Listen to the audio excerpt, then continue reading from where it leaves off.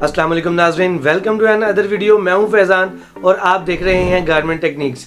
नाजरीन, आज मैं आपसे डिस्कस करने वाला हूं रॉ मटेरियल के बारे में। काफ़ी लोग ये जानना चाहते हैं कि रॉ मटेरियल क्या होता है, किन किन चीज़ों को रॉ मटेरियल कहा जाता है और उन रॉ मटेरियल्स का इस्तेमाल करके कोई भी चीज़ कैसे बनाई जा सकती है और कैसे वो फिनिश लुक में आती है। आज इस वीडियो में हम ये तमाम चीज़ें जानेंगे। तो चलिए नाज़रीन, स्टार्ट करते हैं हमारा आज का इंटरेस्टिंग टॉपिक, जो कि है रॉ मटेरियल्स पर।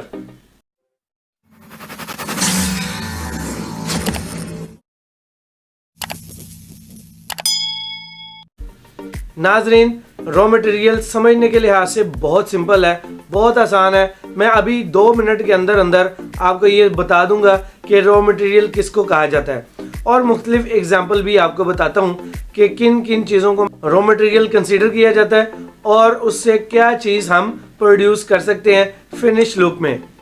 नाज़रीन, सबसे पहले आप ये समझ लें कि जो कुदरती चीज़ें होती हैं, जो हमें कुदरत की तरफ से मिलते हैं, नेचुरली जो हमें मिलती हैं, जो नेचर से हमें हासिल होती हैं, उन चीज़ों को रॉ मटेरियल कहा जाता है। लेकिन उसके लिए कोई भी फार्मर जो है वो वर्किंग कर रहा होता है, तो उसको वो चीज़ें प्रोवाइड करनी होती हैं सबके लिए, यानी जिनको वो चीज़ें दरकार है।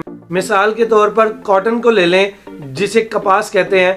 कपास जो है वो किसानों की तरफ से उगाई जाती है, लेकिन किसान उसका इस्तेमाल नहीं करते उस तरह से जिस तरह से टेक्सटाइल इंडस्ट्री या अपैरल इंडस्ट्री उसको इस्तेमाल करती है।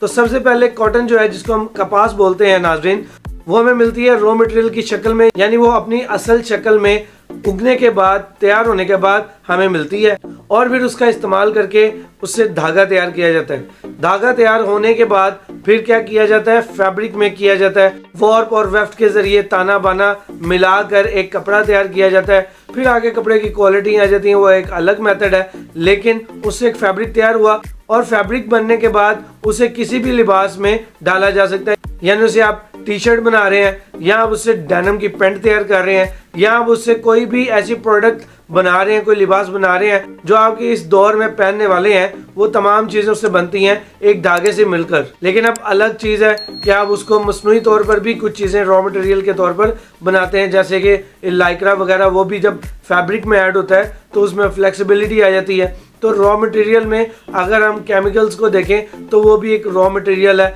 वो हम मसनूई तरीके से हासिल करते हैं, लेकिन जो कुदरती तरीके से हासिल होते हैं उसमें लकड़ी का इस्तेमाल भी आ जाता है। यानी दरख्त जो है वो रॉ मटेरियल कहलाएंगे और उन दरख्तों से मज़ीद रॉ मटेरियल्स तैयार किए जाते हैं, यानी कि उसे यान भी हासिल किया जाता है, यान की शक्ल में, धागे की शक्ल में भी लेते हैं। उसके अलावा हम उससे लकड़ी की मदद से फर्नीचर भी तैयार करते हैं और लकड़ी की ही मदद से हम पेजेस वगैरह रोज़मर्रा की ज़िंदगी में इस्तेमाल कर रहे होते हैं। वो बच्चे भी इस्तेमाल करते हैं नोटबुक की शक्ल में, और ऑफिस में भी जो प्रिंट्स वगैरह निकाले जाते हैं उसके लिए भी सफ़ात जो है इस्तेमाल किए जाते हैं। तो उन सफ़ों का जो इस्तेमाल किया जाता है, यानी पेपर्स का इस्तेमाल किया जाता है, वो भी दरख्त से हासिल होते हैं। इसके अलावा अगर हम नाज़रीन क्रूड ऑयल को लें तो क्रूड ऑयल भी एक रॉ ऑयल कहलाता है, यानी फिर जिस पे कोई भी वर्किंग नहीं होती। उसके बाद फिर उसको रिफाइनरी से गुजारा जाता है और इस्तेमाल में लाया जाता है हमारे रोज़मर्रा की गाड़ियों में। जो हम ईंधन इस्तेमाल करते हैं पेट्रोल की शक्ल में, तो इस पेट्रोल को सबसे पहले क्रूड ऑयल की शक्ल में हासिल किया जाता है। उसके बाद रिफाइनरी के ज़रिए उसको रिफाइन करके उसको इस्तेमाल में लाया जाता है।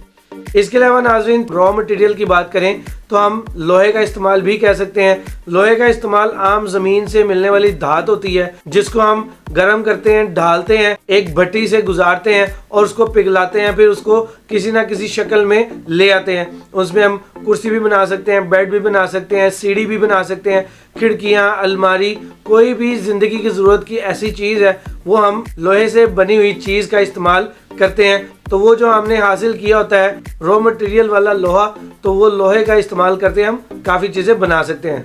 इसके अलावा नाज़रीन, आप लेदर को कंसिडर कर सकते हैं। लेदर की कोई भी चीज़ आप इस्तेमाल करते हैं, जैकेट है, ग्लव्स हैं, हैट है या कोट है, या कोई भी ऐसी चीज़ जो लेदर से बनी हुई है, उनका आप इस्तेमाल करते हैं। तो उसका जो फर्स्ट रॉ मटेरियल है वो क्या होता है नाज़रीन, आप बाखूबी जानते हैं, लेकिन फिर भी मैं आपकी इस्लाह के लिए बता देता हूँ कि जो रॉ मटेरियल है लेदर का, उसका फर्स्ट रॉ मटेरियल के तौर पर हम क्या लेते हैं, जानवरों की खालें।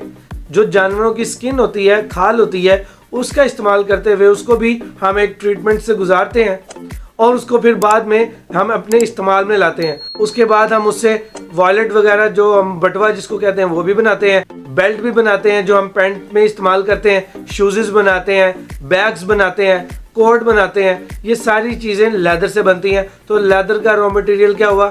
کھال. تو ناظرین یہ تھی چند ایک را مٹیریل سے ریلیٹڈ چیزیں. تو میں نے سوچا کہ آپ کو را مٹیریل سے ریلیٹڈ بھی کچھ ڈیٹیل ویڈیوز کر کے بتا دوں, کیونکہ اکثر لوگ جو ہیں را مٹیریلز کے بارے میں کنفیوز رہتے ہیں. تو میں نے سوچا کہ ہمارے جو جونیئرز ہیں وہ اس چیز کو مکمل طور پر سمجھ لیں کہ را مٹیریل کن کن چیزوں کو کہا جا سکتا ہے اور اس سے کیا کیا چیزیں تیار کی جا سکتی ہیں. تو ناظرین امید کرتا ہوں کہ آپ کو آج کی میری اس ویڈیو سے کافی فائدہ حاصل ہوا ہوگا. اگر آپ کو یہ ویڈیو پسند آئی ہو تو اس ویڈیو کو لائک اور شیئر ضرور کیجیے گا اور میرے اس چینل کو سبسکرائب بھی ضرور کیجیے گا. اب میں ملوں گا آپ سے نیکسٹ اسی طرح کے ایک انفارمیٹیو ویڈیو کے ساتھ. تب تک کے لیے مجھے دیجیے اجازت. میں ہوں فیضان. السلام علیکم.